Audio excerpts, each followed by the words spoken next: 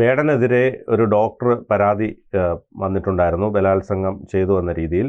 അതിൻ്റെ കൂടുതൽ വിശദാംശങ്ങൾ പുറത്തു വന്നിട്ടുണ്ട്. വേടനും പ്രതികരിച്ചിട്ടുണ്ട്.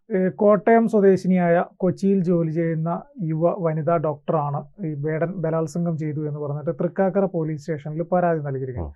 തൃക്കാക്കര സ്റ്റേഷൻ പരിധിയിലെ വിവിധ സ്ഥലങ്ങളിൽ വെച്ച് പീഡിപ്പിച്ചു എന്ന് പറഞ്ഞാണ് ഈ പരാതി കൊടുത്തിരിക്കുന്നത്. 1.5 വർഷത്തിലധികം വിവാഹ വാഗ്ദാനം നൽകി പീഡിപ്പിച്ചു എന്നുള്ളതാണ് അവരുടെ പരാതിയുടെ പ്രധാനപ്പെട്ട ഭാഗം.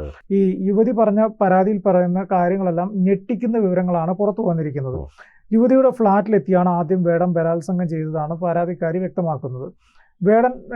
വേടൻ ബന്ധത്തിൽ നിന്നും പിന്മാറിയതോടെ താൻ മാനസികമായി തകർന്നു പോയെന്നും യുവതി പരാതിയിൽ പറയുന്നു. തന്നെ സാമ്പത്തികമായും വേടൻ ചൂഷണം ചെയ്തെന്നും യുവതി പരാതിയിൽ പറയുന്നുണ്ട്. 2021 ഓഗസ്റ്റിൽ കോഴിക്കോട് കോവൂരുള്ള ഫ്ളാറ്റിൽ വെച്ചാണ് വേടൻ ആദ്യം തന്നെ ബലാത്സംഗം ചെയ്തത് എന്നാണ് ഈ ലേഡി ഡോക്ടർ പരാതിയിൽ പറയുന്നത്.